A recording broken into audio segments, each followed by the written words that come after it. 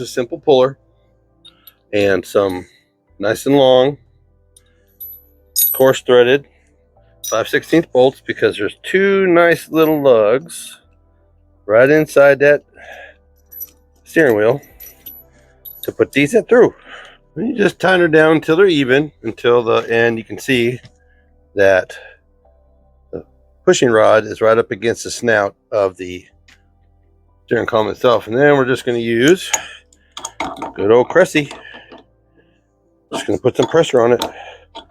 We're just going to do it nice and slow until it pops off the hub. This thing is tweaking. It was on there. There it went. I felt the give. There it went. I'll show you. I'll show you. Look how bent this one is. That's how much tweak it took to get that to break loose. Yeah, I was going to get that by hand. Probably wasn't the right puller for this, but it doesn't really matter to me. I just wanted it off.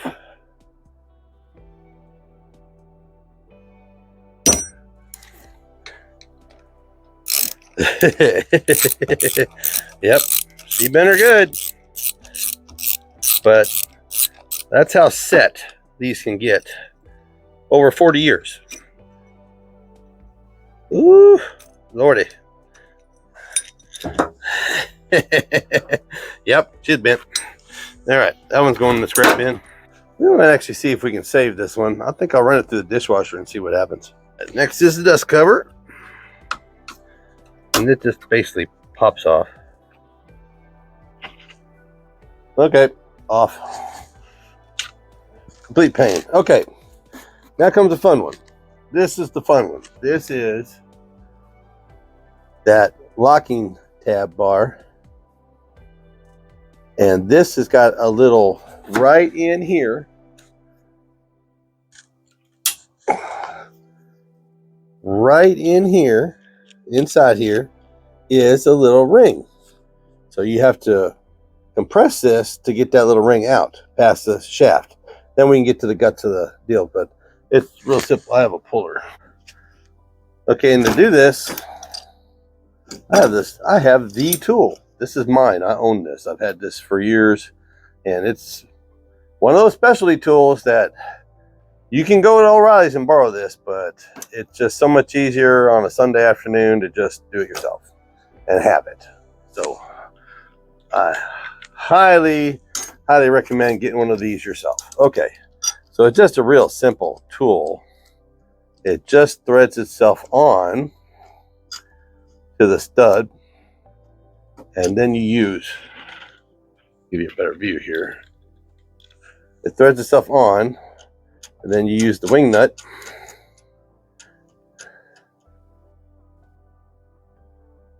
to, I'll get you in here closer so you can see it happening here. It's basically just going to press this bar back in there so I can get that little snap ring out. See, look how simple that works. But man, if you try to do this with just hand tools on your own, you are going to lose your mind. Okay, I'll get you in here so you can see. This is the ring you're talking about, and it's got a little gap in it, and basically you just got to pick underneath it and get it worked out past. You got to get it up out of this lip and up onto this part, and then you can work it out. And then this releases everything on the inside here so that you can work on it. Again, another tedious little job. So basically you just got to dig it out of the groove. You dig it out of the groove, and you take a screwdriver while it's out of the groove, and you come in behind it, and you basically just work it out around until it pops off. And once it pops off, then the hard part is done. Okay, now it's just a matter of releasing the pressure off of it and letting the locking plate come past it like this. All right, And you're going to need this tool again to put it back in place, okay? So don't put it up yet. And then this piece just basically slides off the end. You just got to work it off the end. And there's your locking ring. That's the key to this whole thing, is that one little piece, okay? And this plate basically just works its way off, and you have a spring that goes behind this. See, spring that goes behind this, and that goes in the green plastic piece there, and it's that little spring's got a little nub on it. Can you see it? That little nub, yeah, the little nub. That little nub goes right in that and twists in like there. Okay, so that's that part. Everything's staying together.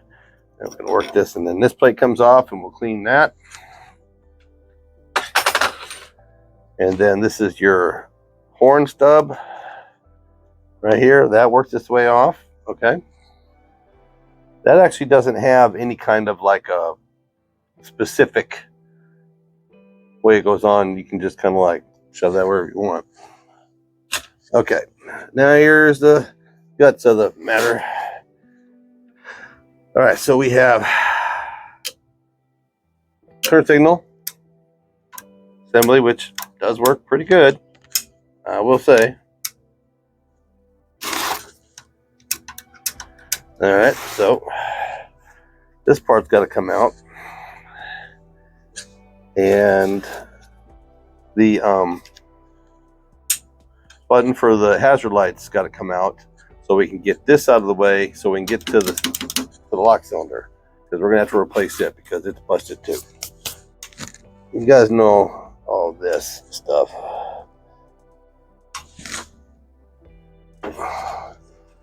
All right, keep all this together. So one little spot on the, then there's 3 screws that hold this in. Oh, and then you have a spring right here. You need to keep that spring. That spring keeps the tension on the backing plate, keeps tension on everything for all the little mechanisms to work. All right, and yep, okay.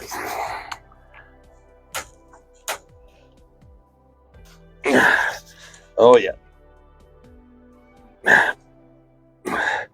This one has not ever been apart. What I'm seeing here and what I'm showing is that they kind of just beat the shit out of this thing.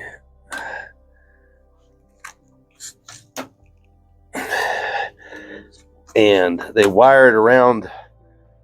There was a starter switch on this thing. There wasn't. The key switch was just to turn on for the ignition switch. So we might be changing out the ignition switch mechanism here. And remember, there's a little spring in there. Get a little spring, you need to keep that little spring in place, because if you don't, it ain't gonna work right. This should just pull, yes.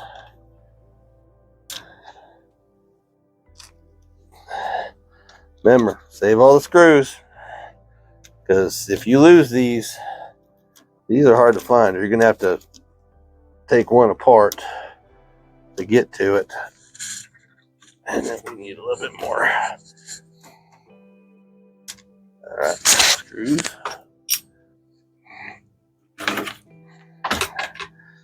Okay, and now the ignition, all this stuff has got this harness back here, and there's a lot of room.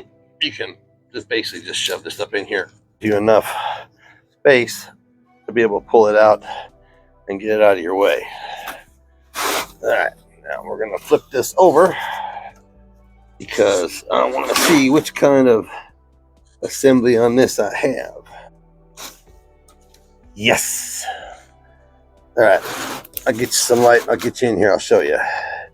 It's this one, this one, this one, and this one. There's 4, okay, that bolt this hub in place. Now, if this was a 73 through 78, there would be an opening right here to take this key cylinder out, but there isn't. It's right here. This is your stud to pull this out. This is going to be a newer model, probably 79 through 84 model steering column. Because if it was 73 through, and if you've seen my other video, I would have to run a piece of metal through this slot to unhook that tab on that lock cylinder and fix it. But since we have this, then we ain't got to worry about that. Thank the Lord. All right, like I said, all I did was I pulled that stud out of that hole right. Let me get you focused right there, that one. Okay, so this little stud is what goes through that hole and gets screwed in and locks this in place. Okay, so this one's busted, but that right there, that's the difference as opposed to one of the ones that has the pop-up stud on the back, because I don't have to try to wiggle it and mess with it. It took me 5 seconds to take that out, where the last one I did, if you've seen that video, if you want to check it out, it'll be up in here somewhere right now. That one was a complete nightmare. That took me 10 minutes of dinking with it the first time, and then I put it back in. It was one tooth off on the little cam inside here for the stud, and I had taken it apart. It took me 5 minutes to get it out, even after I'd done it one time. And they're just a terrible design, but very good. So we're gonna go to Parts Star. We'll get one of those. Let's see if I can get some light. Okay, that one right there. That little cam. That little cam controls the stud that's supposed to come out of here and lock it in place and lock it where you can't mess with it.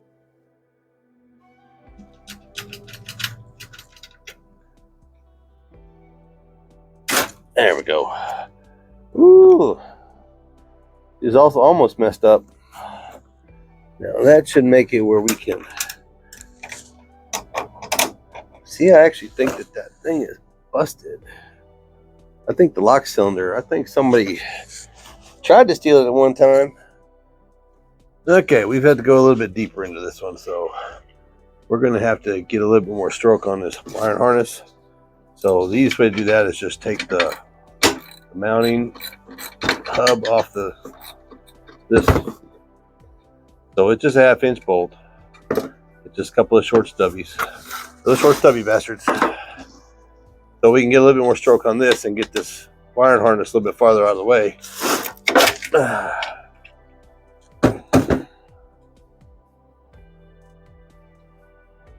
And that just gets out of the way. Again, put the pieces back where you got them. And on the table it goes. All right, this gives you a little bit more stroke. There's actually just a little plastic harness in here, and it'll let you see. It'll give you a lot more stroke, so you can get this stuff pulled out here. Okay, I figured out why they had a switch on it, because the stub that comes out here to lock the cylinder place also is the ignition switch, which is the rod that goes right here that engages the ignition switch. Okay, so this is all bunged up inside of here, messed up, stuck on, okay, stuck forward. So that's why they set up a ignition switch on it, because it was on all the time. So we're just going to take this apart. First thing to do is just go ahead and take this ignition switch off and free this rod up so I can get some more stroke and probably get this off and see exactly what we're dealing with here. All right, again, we're probably just going to buy a new one of those just to be safe. And then again, just put the screws back in where they go. This is the rod that's down through the shaft that when you hit the key, this moves forward and is supposed to engage the ignition switch. There's a little slot right here, and when that moves, there's a little slot right here that rod goes into, and when it moves, it turns everything on. That's your ignition switch, on and off. Okay, so if this is messed up, if this part is messed up and it's not moving that rod correctly, ignition switch doesn't work, which I'm almost going to bet you, this is pretty old, but I'd almost bet you if I put this on and test it, it's probably going to work, but we're not going to take a chance. Since we already got it off and we're already in here, we're going to get a new one.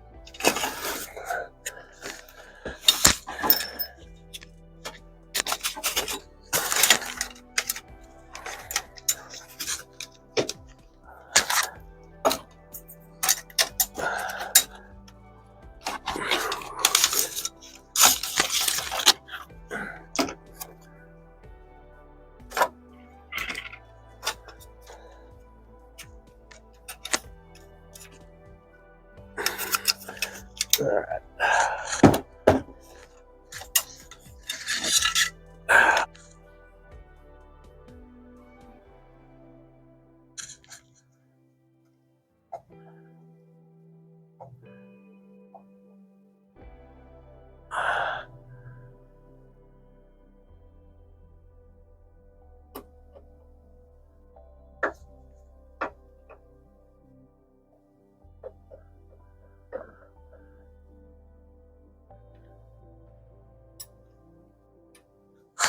You want to see something crazy?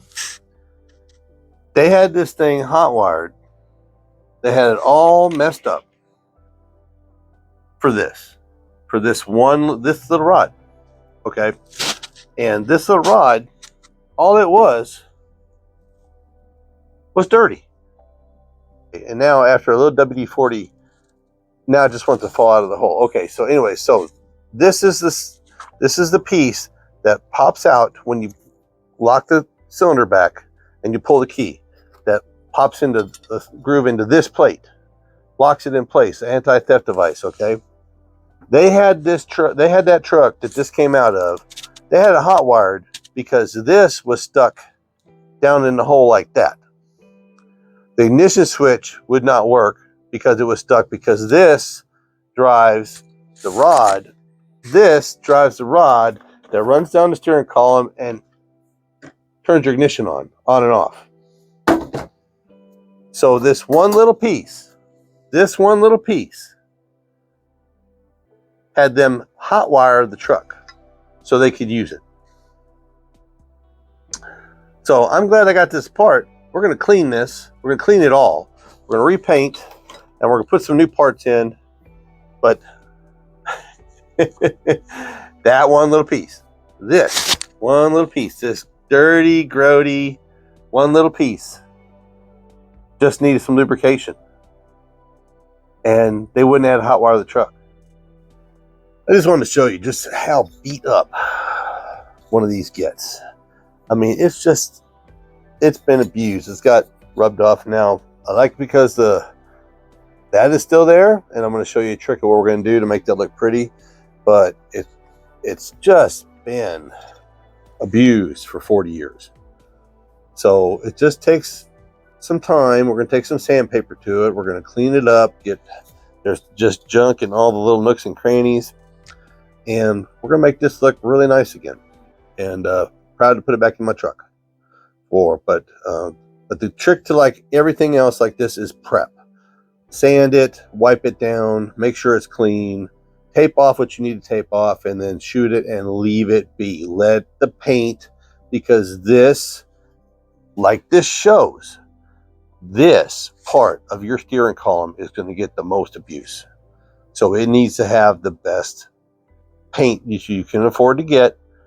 Some good, long-lasting, something that's going to look good, but also be durable. And I'm not hawking this, but I have Ace Hardwares or True Value Ace Hardwares.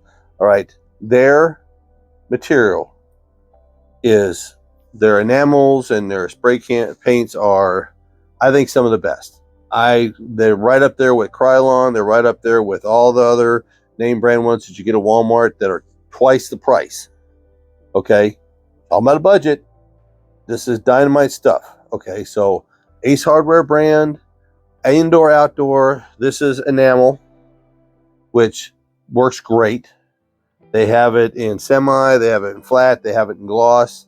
It's dynamite stuff, and it's what I used on the wheels because I knew they were going to get abused.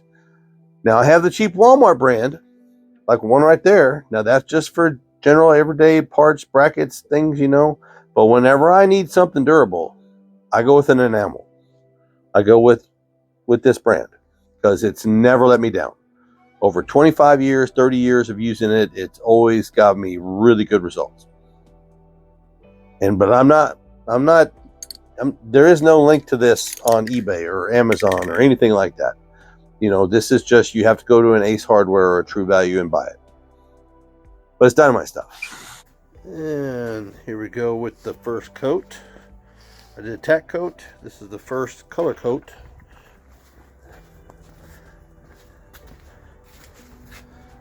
Same thing with the rest of the column. I did a tack coat, waited a minute or two, and then did my first color coat. And we just gonna let them sit and dry. Hey, this is my favorite way to do it. Just hang them on an old coat hanger and let them, you can get both sides. You can pick it up. You can pick it up and turn it around and set it on the other one, and it turns it without you having to touch it. It's great. I love painting on the coat hangers, but that's just a little tip. That way you're not flipping and waiting. You can do both sides and let both sides cure same amount. Okay, we're back and we're painted. Let everything cure nice and pretty. Ooh, looky there, looky there. Look at that, like new. Okay, so first thing we're gonna do is we're gonna need to put this back in place. This is a pretty simple one right here. So since this is how it's going to sit, the pin goes in from the top so that it doesn't have a chance to kick out.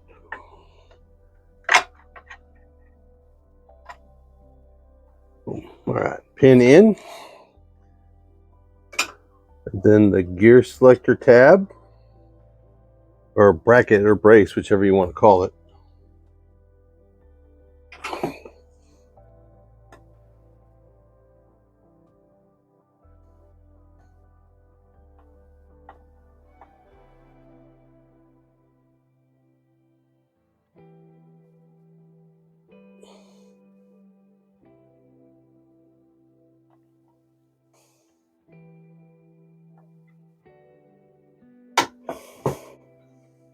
All right, now this is, see where the key is here.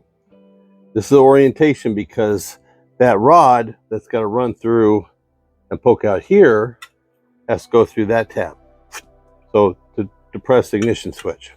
Yeah, I know, I'm already getting it all smeary, but we'll have it clean before we put it back together again. Okay, so that's that part. Slip and slide the ignition switch to the case right here, about here, coming out.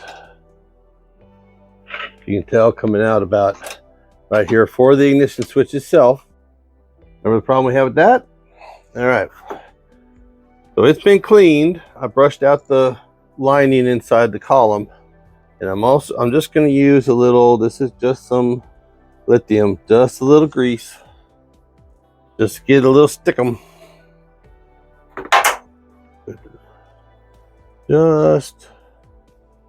just a little bit. All right, and this feeds from the back into that slot. Remember we talked about this? That's the part that locks in place. And a little bit of lube, and there we go. There's that part.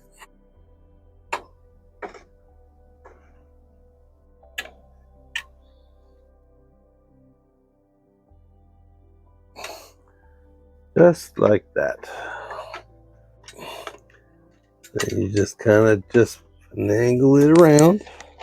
Get the wire where the wire needs to go. And everything has its place where it goes.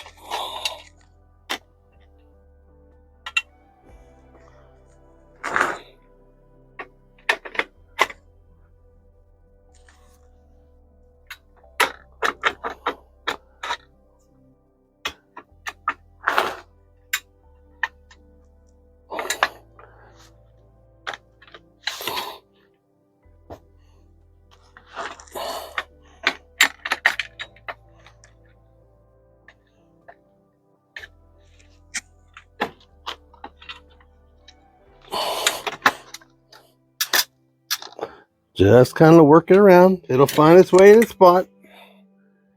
It'll only go in one way.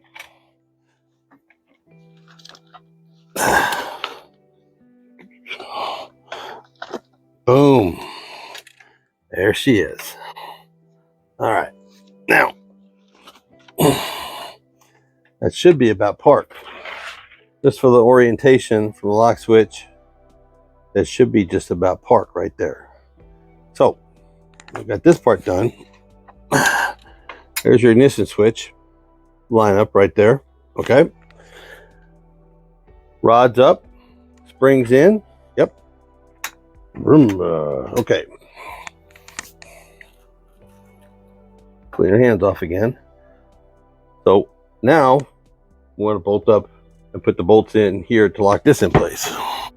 That's these four of them. Now I don't want to tighten these all the way down right now. I want to make sure that you just let it, it's a little bit loose in there. Just let it work it around a little bit. It's looking in, see it's pushing up against it. All right, so I just want to make sure everything's set and it feels correct. Okay, so that should be parked. All right, so now we'll tighten it all the way down. First thing you want to make sure of is that your lock cylinder is all the way out. Okay, I don't know if you can see. We'll get you a little light. Now see them teeth in the back? That's the gear that lock runs on. Okay, I don't know if there's enough light in here. You can't really see. Nope, there's enough light. But that mechanism back there, that one, that key, that's what that little black cam goes on. And that's what controls that, along with your lock switch. Along with your lock switch. When you turn that forward, that's what moves that cam and depresses that. So, and that also, that runs the rod here that engages your ignition switch and turns it on and off. Okay, so we want that out there about like that, and we want those gears sitting just about like that. That is your little plastic gear that runs that knob. When you turn that key, them gears push that knob in and hit your ignition switch rod. Okay, easy way I found to do this is basically there's only one way for it to go, and you need to have it up like this. Goes in that groove just like that. Just hang it in there when you're going to hang the key. All right, and we're going to put a little bit of the super lube. Don't make no jokes. We're going to put a little bit of that super lube on this gear. Not a lot, just a little. I know that little tube of super lube looks like it's ancient, which it is, but then the simplest way to do this is you got to line that notch up with that lock. All right, with the lock piece right there, and just got to play with it. There it is. Bam. There it is. Now see if we did this job right. Boom. Roar. Okay, now she's in, and then we're just going to use our pin. See it right there, and focus right there, and then we're just tightening that one down, same size as the other four, and that part is done. And I did a new ignition switch for it, and I didn't play around. You always take your old part. I took the old part with me to the store because the first one they gave me wasn't the right one. So I always, when it comes to these old trucks and stuff like this, I always take the part with me. And that's a direct replacement. All right.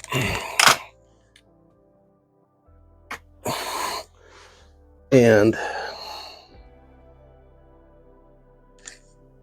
this is what you're looking for right there. That little spot right there. This bolts on here with teeth, two little screws, this one and this one. That's why I always put the bolts back where they came from. This slides into this groove down the shaft, and then it bolts up underneath on the other side. See, right there, and you just bolt it in. And that's electric connection that controls all the key on, key off, all that business. All right. Boom, boom. And you can feel that. You can feel that hitting in the key. You can feel that hitting in this switch. Okay, so, and it's designed to sit nice and tight that keeps it in place. But that's the main mechanism. That's your ignition switch. All right, so now we get to go back to the fun part, putting all the guts back into that. All right, since we have all this done, next thing is going to be your turn signal assembly. And it will come out the back side. You can just grab a hold of it back here. There it is.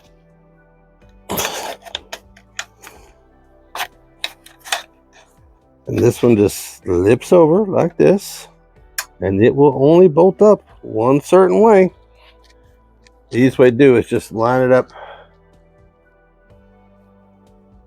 with this. And there's 3 bolts that it'll bolt to. You just got to line up the bolt holes. And yep, we're in the right place. All right. There we go. Just like that. Okay. And there are 3 Phillips head screws. This will only bolt in one way. You know how hard this is to do with a camera in your face? Even though I've done this 100 times, it's still hard to do because I'm looking around the camera instead of at the piece itself. Okay. Bolt here, bolt here, bolt here. Won't go anywhere else. We'll take our emergency flasher.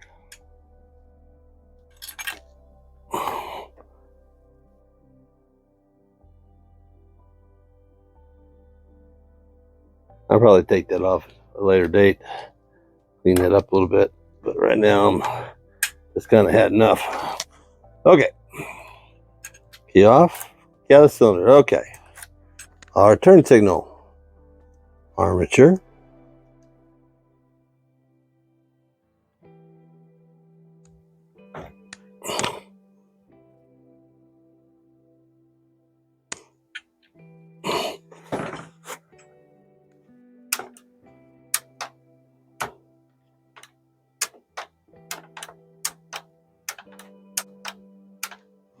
Okay, that should be all the mechanicals inside. So now we get to put the spring in place for the horn button.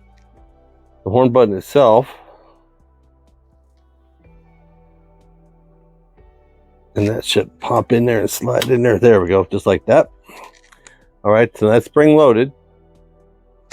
And then we got to put our piece back on. Now, the thing with this is, let me spin this out of the way for you here. That really isn't in place there. There is one spot, there it is. There is one spot here, right here, that's wider than the rest of them. If you can see in this key, in this plate, I'll give you, there we go. We'll give you a color difference here. See how there's that one space right here, right there, that's wider than the rest of them. That has to correspond with that spot on the shaft. Okay. Now, as you can tell, this has a slot kick burnt out of it for this itself. So you kind of got to finagle it around a little bit. All right. And this, you want this, the bulge, see how it's kind of bulged out? You want the bulge to the outside, because that ring that's going to lock everything in place has to ride in that groove, and the groove that's back here. So I know I need to have this plate about right here, which means I need to move this. I got that, which means I need to move this around so that goes in there. So if I've done what I need to do right here, this should pop into place if I've got it right.